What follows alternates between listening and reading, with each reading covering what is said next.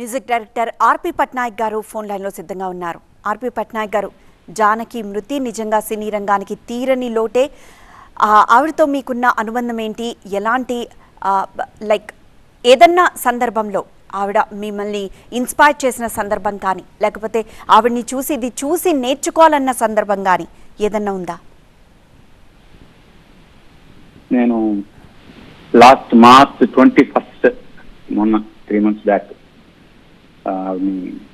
వైజాగ్లో కలిశానండి. వైజాగ్ కన్నా ముందు హైదరాబాద్లో కలిశాను. హైదరాబాద్లో కలిసిన తర్వాత వైజాగ్ వెళ్తానంటే నేను కూడా వైజాగ్ వస్తున్నానమ్మా, అయితే కలుద్దాం అన్నా. అయితే వచ్చేయండి వైజాగ్లో కలుద్దాం అన్నారు. వైజాగ్ వెళ్ళిన తర్వాత వైజాగ్లో కూడా కలిశాను. పర్సనల్గా అంటే ఆవిడతో టైం స్పెండ్ చేస్తుంటే ఇంకా ఉండాలి ఆవిడతో, ఆవిడ దగ్గర నా పాజిటివ్ ఎనర్జీ తీసుకోవాలనే ఫీలింగ్ వస్తుంది ఎప్పటి నుంచి. ఎప్పుడు కలిసిన మా ఇంటికి వచ్చారు, మా ఇంట్లో అందరితో సొంత మనిషిలాగా అందరినీ, మా నాన్నగారు మా అమ్మగారు అందరినీ సొంత పిల్లల్లాగా ఆవిడ ట్రీట్ చేయడం విధానం అంతా కూడా అంటే ఎంత అంటే ఆవిడ స్థాయి ఏంటి, మా ఇంట్లో అంత ఫ్యామిలీలో ఒక మనిషిలా కలిసిపోవడం ఏంటి అనేది మా ఇంట్లో అందరికీ ఇప్పటికీ అదొక సెలబ్రేషన్ లాగా మాట్లాడుకుంటాం మేము. ఎన్నో సందర్భాల్లో కలిశాను నేను. నాకు కలిసి వర్క్ చేసే అదృష్టం దక్కలేదు, కానీ ఎన్నో సందర్భాల్లో కలిసి ఆ దగ్గర నుంచి చాలా విషయాలు, ఎస్పెషలీ డౌన్ టు ఎర్త్ ఎలా ఉండాలి అనేది తెలుసుకోవాలంటే మాత్రం ఆవిడని కలిస్తేనే తెలుస్తున్నాయి. అంత అంత అంత డౌన్ టు ఎర్త్ ఉంటాం. మొన్న హైదరాబాద్లో వాళ్ళ అబ్బాయి చనిపోయిన తర్వాత కలిసినప్పుడు, ఇక్కడ హైదరాబాద్ వచ్చేటప్పుడు మొత్తం సింగర్స్, మ్యూజిక్ డైరెక్టర్స్ అందరం కలిసాము. కలిసినప్పుడు అందరికీ 500 1000 రూపాయలు ఇస్తూనే ఉన్నారు. ఆవిడకి మేము ఇవ్వాలి, కానీ ఆవిడ మాకు ఇస్తున్నాం. అది అంటే ఆ కల్చర్ అప్పట్లో ఎవరైనా మన దగ్గరికి వస్తే వాళ్ళకి డబ్బులు ఇవ్వాలి అనే ఒక కల్చర్ ఆవిడ మొన్న కూడా మెయింటైన్ చేశారు మా అందరికి. నాకు 1000 రూపాయలు ఇచ్చారు. ఆ 1000 రూపాయలు నేను ఎప్పుడు పాకెట్లో పెట్టుకొని ఉంటాను. ఇది నా అదృష్టం అన్నట్టు. అది డెఫినెట్గా అంటే ఎంత డౌన్ టు ఎర్త్ ఉండాలి అనేది ఆవిడ దగ్గర చూసి నేర్చుకున్నాను.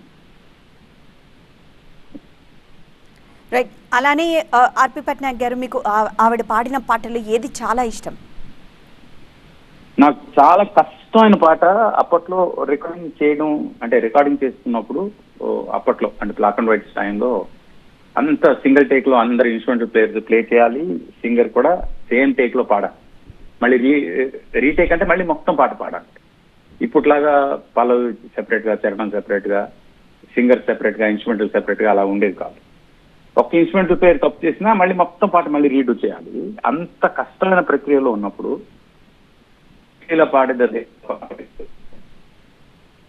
పాడడం అనేది అది అంటే హ్యూమన్లీ ఇంపాసిబుల్ అన్నమాట. ఇప్పుడు ఆ పాట మల్టిపుల్ టైమ్స్ విని నేర్చుకుని జనాలు స్టేజ్ మీద పాడే ప్రయత్నం చేస్తారు, కానీ ఆవిడ ఇచ్చేది పర్ఫెక్షన్ మాత్రం నాకు తెలిసి ఇప్పటివరకు ఎవరు 100% జస్టిస్ అయితే చేయలేదు ఆ పాటకి. That is one of the most complicated difficult song for a singer. And ప్రతి సింగరు ఆ ఒక్క పాట పాడగలిగితే, అంటే ఆవిడ పాడిన దాంట్లో 10% పాడగలిగినా వాళ్ళు మంచి సింగర్స్ అని కన్సిడర్ చేయొచ్చు. అంత గొప్ప పాట. ఆ తర్వాత ఎక్స్ప్రెషన్స్ ఆవిడ పాటల్లో ఏవైతే ఉండే, ఇప్పుడు మౌనమేలనో ఈ పాట ఉందనుకోండి, ఆ పాటలో ఒక చిన్న ఆ ఇంటిమేసీ ఎక్స్ప్రెషన్ ఏదైతే ఉంటుందో that is not so easy to express. అలాగే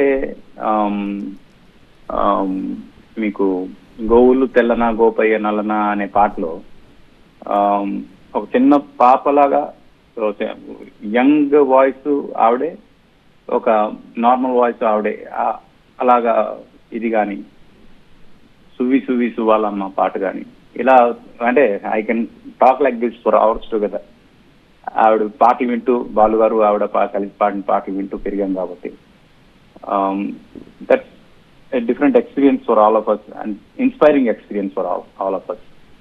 మేము ఈరోజు మ్యూజిక్లోకి రావడానికి డెఫినెట్గా బాలుగారు వాయిస్ కానీ, జానకమ్మ వాయిస్ కానీ చాలా ఇన్స్పైర్ చేశాయని చెప్పడానికి ఏమాత్రం ఇది లేదు, సంకోచం లేదు.